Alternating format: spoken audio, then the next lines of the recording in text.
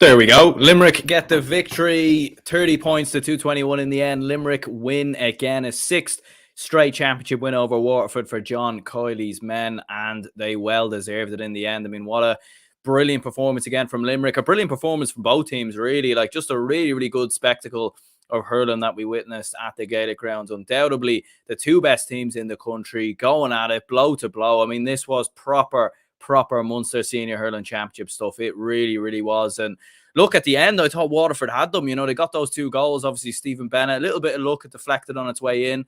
But then, obviously, you know, classic Waterford. That was sort of that. We hadn't seen enough of that, in my opinion, in this game.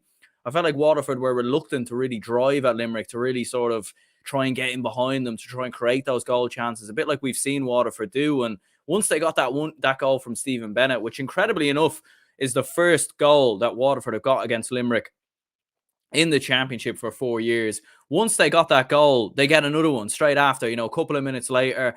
Brilliantly worked ball into Jack Prendergast. And it really felt like the momentum was there with Waterford, even though they did tire massively towards the end of the game. Make no mistake about it. They didn't score a point for the final 20 minutes in the game. And that certainly, you know, you could see really they were just running out of energy, running out of steam.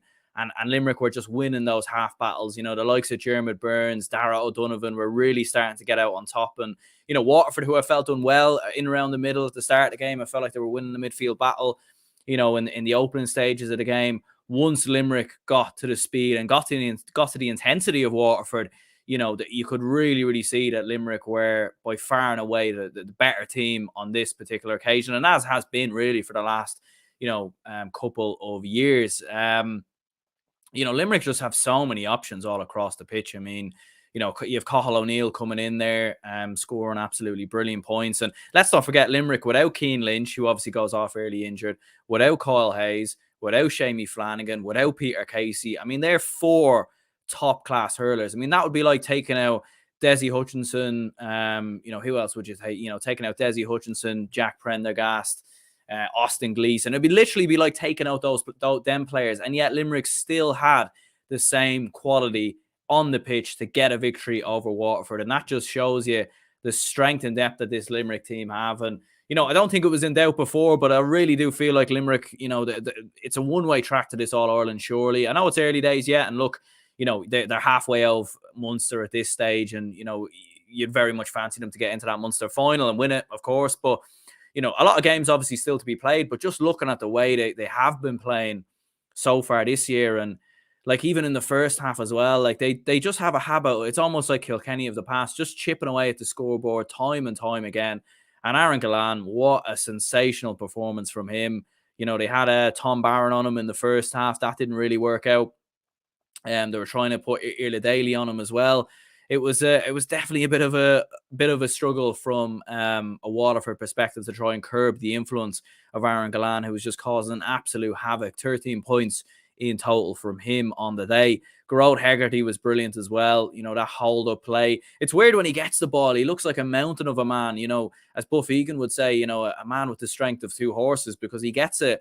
And he, you know, he didn't look the sharpest today or the quickest, but he's a presence when he gets the ball, and he's so hard to dispossess. You know, it's almost like watching it's a mountain of a man out there, and his hold-up play was absolutely sensational.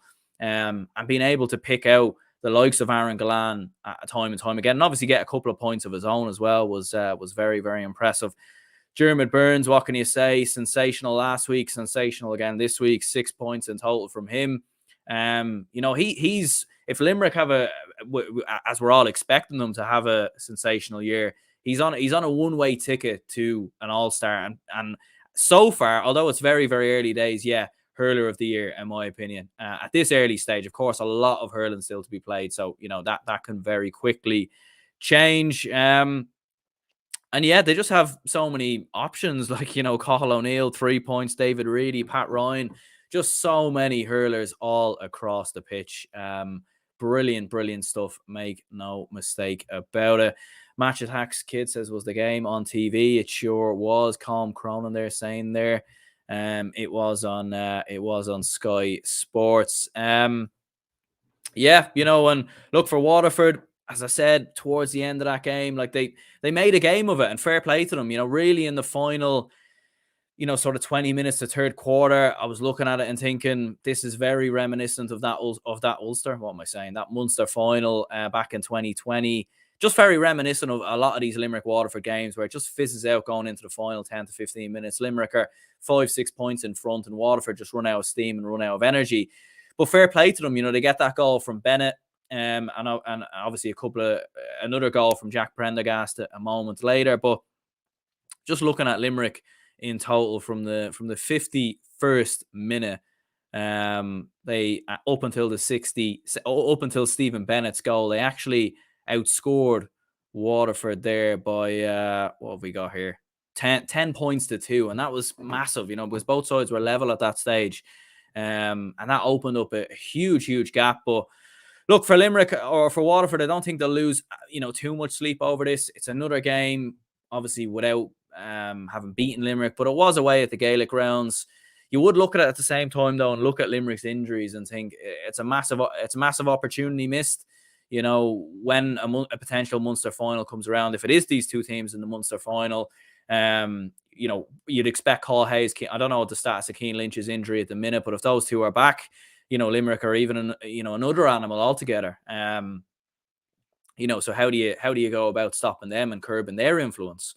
So, a lot of if, buts and maybes obviously still to come in the championship, but Limerick, absolutely sensational, brilliant defensively again.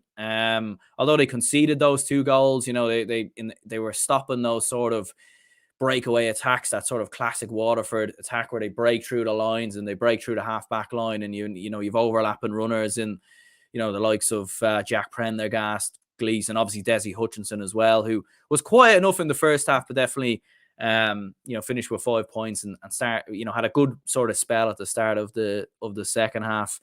Dan Morrissey, very good in there. Sean Finn, Barry Nash, Declan Hannon, brilliant from Limerick, and obviously around the middle, dominated the midfield battle in the second half with Darragh O'Donovan and William O'Donoghue, and Waterford very much missing the influence of the likes of your Peter Hogans, your Jamie Barons as well.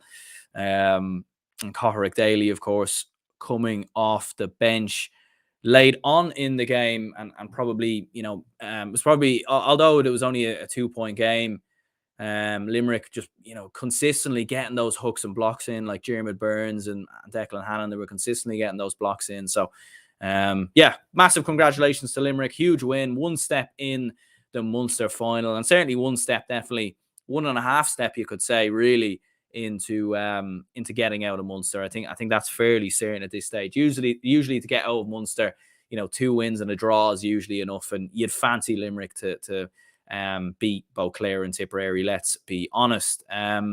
Disappointment for Liam Cahill's men. Man of the match, I suppose it has to be Aaron Gillane, isn't it? 13 points, sensational performance from start to finish, absolutely brilliant. And what a hurler he has been for this Limerick team since coming into the team from the under-20s a couple of years ago. I hope you enjoyed the content. Smash the like button if you can. Helps the channel grow. All remains completely free as well. And if you could subscribe, that would be absolutely brilliant. Have a lovely Saturday. I'm off to the pub anyway to celebrate Dublin's huge win over Wexford. So I'll